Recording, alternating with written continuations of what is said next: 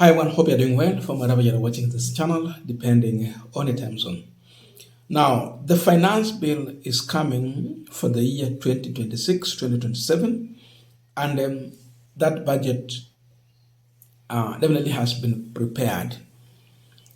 We're just waiting for the National Assembly to analyze that budget in terms of what should be considered and what should not be considered. Though what we know is that once that budget has originated from the cabinet, then handed over to the parliament, the most important thing the parliament will do is to rubber stamp it.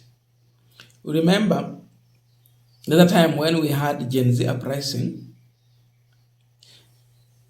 the youth were rejecting that budget, that it should not have been approved, it should not have been approved the way it was. Members of parliament approved that budget without even adding or removing a comma. At the time when there was massive protest in the country. Then, after they have returned it to the president for signing, Ruto looked at the situation in the country and he changed his mind. He did not sign. He returned it to the parliament. Imagine how he embarrassed the members of parliament. That what is this thing they never saw, which Ruto saw?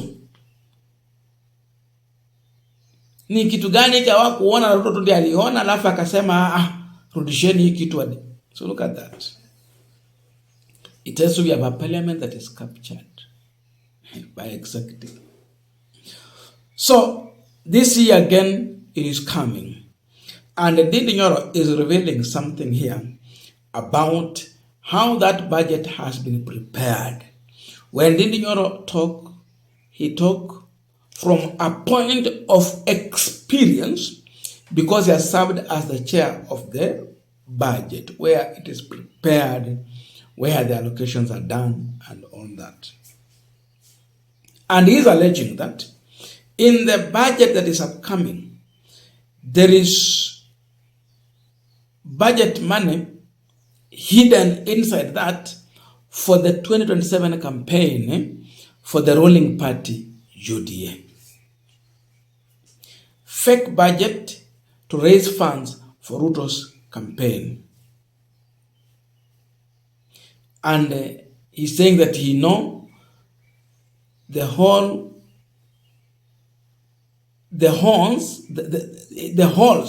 yani mashimo, for hidden money meant for campaign, starting from the top office, coming down. The issue of expenditure and all that comes in. And here is his suggestion on how this money should be used. We have JSS interns who have been taken too long to be moved to permanent and pensionable terms up to now. He's saying that money should be directed to education and JSS teachers going forward. He's talking right from Kiharu constituency. Ile pesa imewekwa katika bajeti ya kufanya siasa. Mimi kama Ndindi Nyoro najua zile masimo zote wameficha pesa ya kufanya campaign.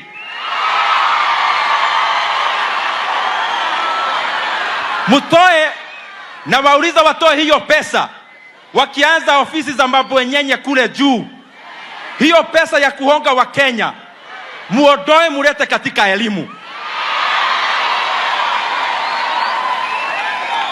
Na katika elimu pia, judiciary yetu imeongea na ikaongea vizuri.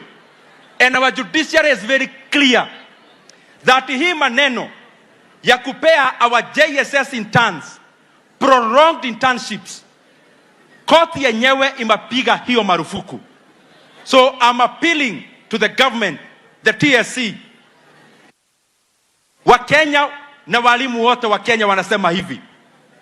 The confirmation of all the 44,000 JSS interns sio kitu wanaomba serikali. it is something that we are demanding to be done. Na hatutaki hawa walimu wetu wa JSS ati waambiwa wagoje mpaka Januari wapewe confirmation. The financial year of government will be starting in July. July tunaangalia, and we expect nothing short of confirmation of all the 44,000 JSS interns into permanent and pensionable terms. Na hiyo sio tafadhali. Kiharo oye. Tonyoro kia Kiharo. Now, is it true that apart from the money meant for political party funding, is not the only target UDA has for their campaign? That they want to go further and collect money from Kenyans in the name of taxes for their campaign? Is there such a possibility? This is the question we are asking ourselves. And if so, then what should we be doing as Kenyans in our approach to 2027 general elections? These are the questions that we should be asking. Where should the priority of our money be taken to? Campaign, health, education, or where? So many questions. A discussion I want us to continue having on this punchline. But before we dive into that, I have a quick and humble request for those who are watching the channel and you have not yet subscribed, please consider subscribing. To our returning subscribers, I must say thank you so much. And again, to all our viewers, please give this video a thumbs up. Thank you so much, and back to our discussion. Now, when you look at how this administration has been conducting itself, it cannot be that the president will get to an event, then in that event, he has come to talk about development. You organize an event that will attract more than 10,000 people, 20. Alafu umetengeneza chakula Wakenya wakuja wakula kwa hiyo event. How what? Alafu kila Mkenya mwenye atatoka pale, anatoka na brown envelope, 10,000. Ukienda nyumbani. The president is simply pushing for his agenda in the same way, coercing the electorate to find a reason to remember the money he gave them in the brown envelope on the ballot. That when we vote for Ruto, we will also have another brown envelope. Na mtawahi yona. So mnakumbuka during the campaign in 2022, he used to get to a market in Mount Kenya and gives out to a market chairman 6 million for Mama Mboga and hustlers there. He get to border riders 5 million so that they can do some projects. When he became the president, that time he was a deputy president with a small salary and not really holding to the real money running the economy. Now he is in charge. Umaiona mambo ya watu wa bodaboda 6 million, Mama Mboga sijui 10 million, it ended. Ndindi Nyoro is telling us that there is hidden budget meant for campaign. How are they doing it? He has mentioned bigger offices. You'll find that when it comes to the president's office, State House budget, it will be bloated. Like when Ruto took over power, from the word go, it emerged that Ruto was asking for supplementary budget in 6 months' time for a budget that he was prepared for him to run for a whole year. That what Uhuru was using to run for a whole year, Ruto is spending in 6 months' time. There was a question about the deputy president's budget. That when Gachagua was given an office, a budget meant for that office to run for a year, what Ruto was spending in a year, Gachagua was spending in 6 months. It turned out that even Gachagua was not even holding that money. He would just see some repairs here and there. There was question that a building that was put up in the Harambee Annex at a cost of 450 million, the regime spent 600 million to repair the same building. How does it emerge that repair works becomes more costly than putting up a new building? Someone asked, so why can't we just put up a new building rather than doing a repair? Ndindi Nyoro is revealing all this. How the money is diverted into other issues. That you prepare such a budget knowing that repair here is simply just 100 million. And then the 500 will go for campaign. So people will be wondering, hey,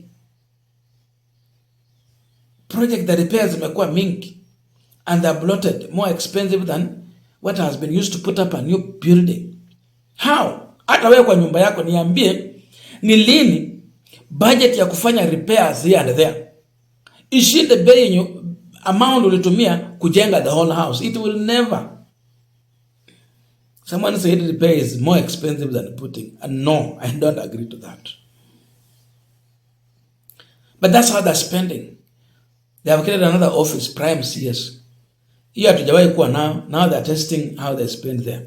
So many questions. You come to these CSS offices, there's a budget there. They will bloat it and create some resources for campaign. That's how Ruto is now going to do these things. So that we will see the fuel price has gone high and all those things. Economy is very expensive. They're collecting money for campaign. So in this campaign, they're going to pour money. And people will see Canaan. But after campaign, hell will be delivered into the people. And suffering will be the order of the day. Ndindi Nyoro is asking, if we have such a government that spends like this, when we don't have enough teachers for JSS, even they have not been confirmed into permanent terms. Health sector is a problem.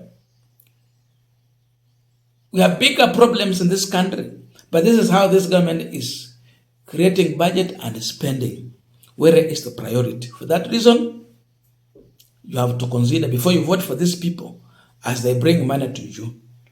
Make a well-informed decision on the ballot.